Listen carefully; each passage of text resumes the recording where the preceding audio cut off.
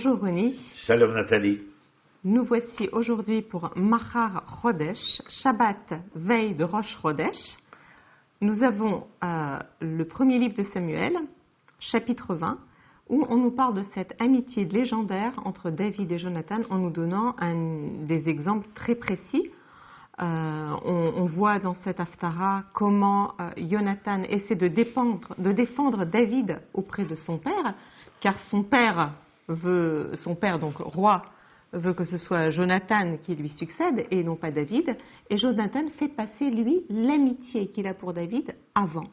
Donc c'est surprenant de lire ce texte dans un contexte politique où les gens sont pour qui la priorité c'est les ambitions personnelles plus que l'amitié. On va remettre en place les choses. Je t'en prie. Shaoul a été oint, il est roi, il mène un premier combat contre Yavesh Gilad, dans ce qui est aujourd'hui la Jordanie, dont il est victorieux, et le peuple l'acclame, il est donc bien le roi d'Israël, comme le demandait Israël. Les événements sont compliqués. Les guerres vont se suivre contre les Philistins, par exemple. Au cours d'un des combats à Malé Mirmash, que ceux qui habitent Israël connaissent, en Judée, Shaoul est presque prostré. Et Jonathan relève le défi avec son écuyer contre les Philistins et monte une embuscade. Il en ressort grandi, mais il ne trouve pas grâce aux yeux de son père.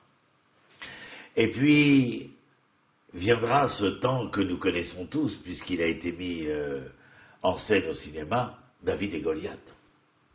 Et le petit David qui venait apporter avec sa besace fruits et légumes à ses frères, qui eux étaient des soldats de Shaoul, les voici dans la vallée de Héla, près du Goucher de Sion, toujours en Judée, où les armées se font face, et Goliath sort des rangs et dit « Pas besoin de se battre tous, envoyez-moi l'un de vos héros, et celui qui gagnera, eh bien, en sortira victorieux. » Personne ne bouge, personne, pas Shaoul, même pas Jonathan. Et c'est le petit David, rouquin, qui sort et va abattre Goliath comme nous le savons. Ce sera lui qui mènera une autre bataille contre les Philistins, où des milliers de femmes seront sur le chemin du retour pour le louer à tous les saints. Jonathan est très déçu de l'attitude de son père, qui ne joue pas le rôle que le roi doit jouer. Mais quand il voit David prendre ce rôle, alors que lui-même, précédemment, l'avait pris aussi, insidieusement, au nez et à la barbe de son père, que se passe-t-il entre ces deux hommes? Ils vont se découvrir, s'apprécier et se lier d'amitié. Pourquoi? Parce qu'ils ont un même idéal, parce qu'ils ont une même foi, parce qu'ils ont un même intérêt, celui d'Israël, la foi d'Israël. Et ils ont le courage d'agir, de faire. Et ce sont les atomes crochus qui vont lier David et Jonathan. Les atomes crochus. Alors, en revanche, on assiste à la colère d'un père envers son fils. Verset 30, la colère de Shaoul s'enflamma contre Jonathan et il lui dit « Fils pervers et rebelle, crois-tu donc que je ne sais pas que tu préfères le fils de Ishaï à ta grande honte et à la honte de ta mère qui t'a porté ?» Absolument. Il faut savoir qu'après la bataille ratée de Shaoul contre Amalek, où le prophète Shmuel va remettre en question la royauté de Shaoul, et d'ailleurs la mettre à bas, parce que Shaoul n'aura pas agi comme il se doit. Et donc il lui déchirera son vêtement. Ou certains disent le vêtement de Shmuel sera déchiré. Peu nous importe. La royauté est déchirée. Il sait, ou il sent, qu'un successeur viendra. Israël ne restera pas sans royauté, puisqu'Israël a exigé un roi. Et David, ne l'oublions pas, est l'harpiste qui vient soigner les maux de tête du roi Shaoul. Shaoul le connaît. Pourtant, lors de la guerre, de la bataille contre Goliath, que dit Shaoul à ses enfants? Qui est ce jeune homme? Est-ce qu'il a l'Alzheimer? On ne sait pas. En tout cas, ce que l'on va savoir, c'est que l'attitude de Shaoul vis-à-vis de ce David va devenir de plus en plus obsessive jusqu'à rendre la situation de Shaoul schizophrénique. C'est-à-dire d'avoir la capacité d'enlacer, d'embrasser son fils, de lui promettre, mais aussi de l'insulter, de le frapper, si ce n'est de le battre. Et on voit que Jonathan, par rapport aux arguments de son père, oppose des arguments moraux. Son père lui dit, ni toi, ni ton royaume ne seront assurés, aussi envoie chercher David, et amène-le-moi, car il est passible de mort. Et Jonathan réplique à son père, pourquoi mourrait-il? Qu'a-t-il donc fait? Il oppose un argument purement moral. Qu'a-t-il donc fait? Il y en a un qui donc le père, qui considère le pouvoir, la succession, les intérêts personnels finalement, la gloire personnelle, et l'autre qui oppose des arguments moraux. Absolument. David oppose des arguments moraux parce qu'il ne comprend pas l'attitude de son père.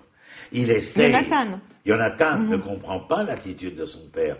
Il essaie, envers et contre tout ce qui se passe, de ramener son père à la raison. Il ramènera David d'ailleurs. Mais alors que David joue, Shaoul se mettra une nouvelle fois en colère, malgré la promesse qu'il fera à Jonathan d'accepter David, en lui jetant une lance que David évitera. Et puis il y aura ce repas de Rosh Chodesh, auquel seront invités tous les personnages éminents du royaume, dont David. Et Jonathan et David se rencontrent dans un champ. Jonathan donne rendez-vous à David dans un champ.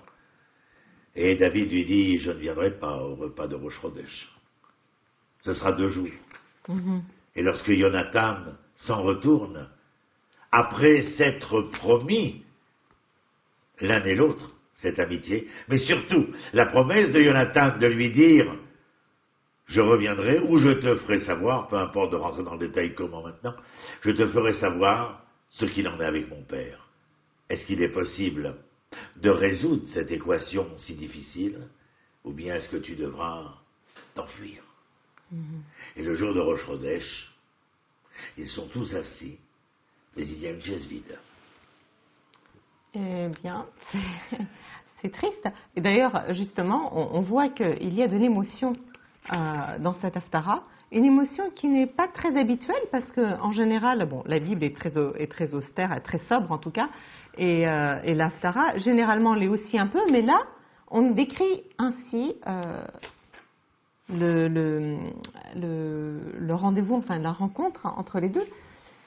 Ils s'embrassèrent l'un l'autre, donc David et Jonathan, pleurèrent l'un et l'autre. David, surtout, pleura beaucoup. Alors ça, on est étonné quand même qu'il souligne que David, surtout, pleura beaucoup. Pourquoi souligner que David pleura beaucoup? Il faut que tu comprennes que lorsque Shaoul voit que la chaise est vide, le premier jour, Jonathan donne une excuse. Il est allé chez ses parents, dans sa famille. Mais lorsque le deuxième jour, David n'est toujours pas là, la colère de Shaoul est invétérée inévitable. Et Jonathan comprend ce qu'il y a à comprendre. Alors, il le retrouve dans le champ.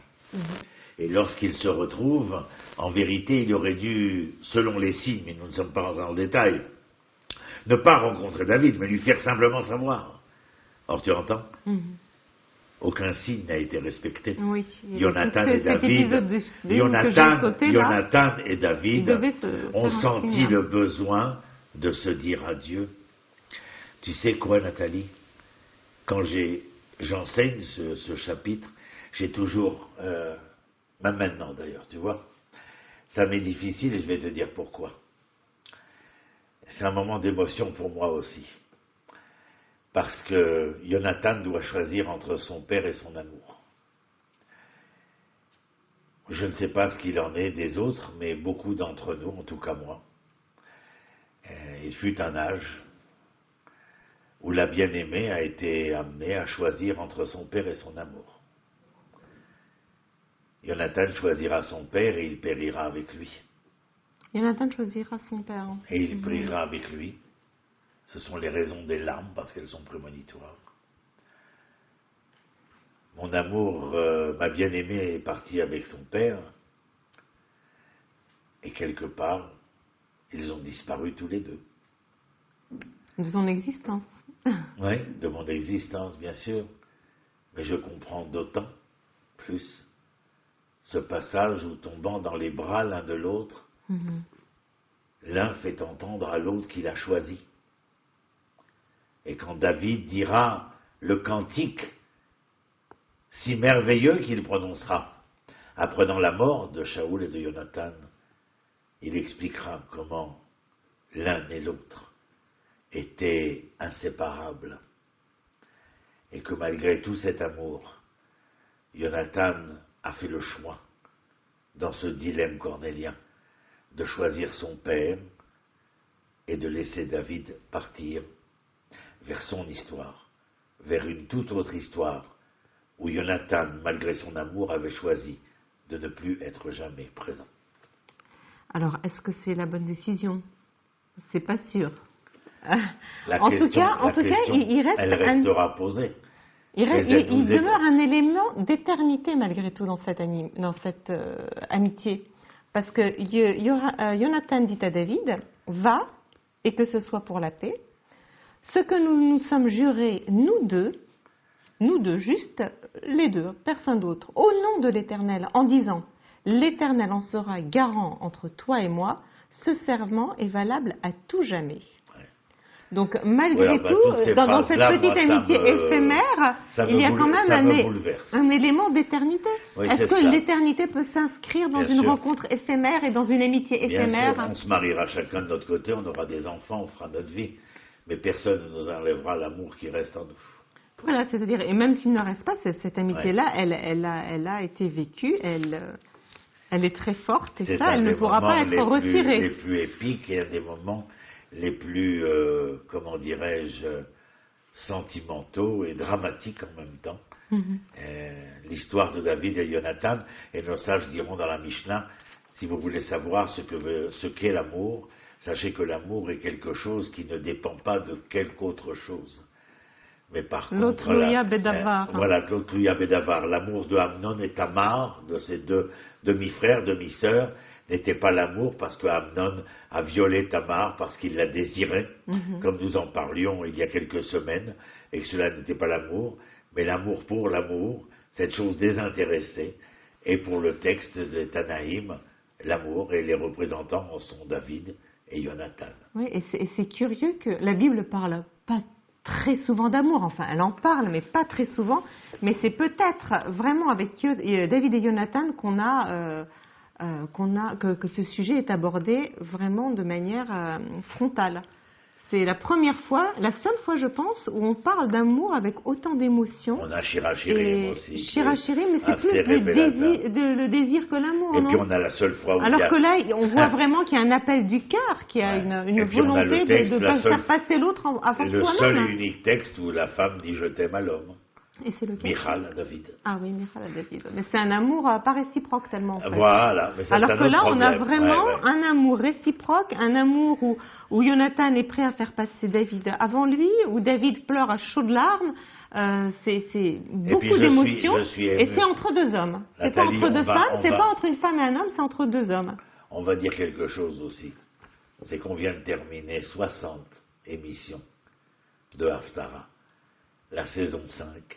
60e Haftara qui se termine sur un tel épisode où j'ai senti tellement d'émotions personnelles et une autre émotion parce qu'on termine ce projet et parce qu'on le termine avec David et Jonathan, parce qu'on le termine avec toi, que tous les deux et avec ceux qui nous ont accompagnés aussi, Michael Lostria et David Sabat, et puis il faut rappeler bien sûr notre metteur en scène, David Sherman, et tout ce studio dans lequel nous enregistrons à chaque fois. Enfin, je pense que ça a été, pour moi en tout cas, mais j'imagine pour chacun de nous, une très belle aventure. Pour moi, certainement, puisque ça m'a fait découvrir les textes des prophètes avec toi, que je connaissais très mal. Alors, merci à nos téléspectateurs de nous suivre. Merci à tous, et merci à toi, Ronnie, d'avoir été là du bout en bout de cette aventure. Merci à nous tous. Shalom, shalom. Shalom.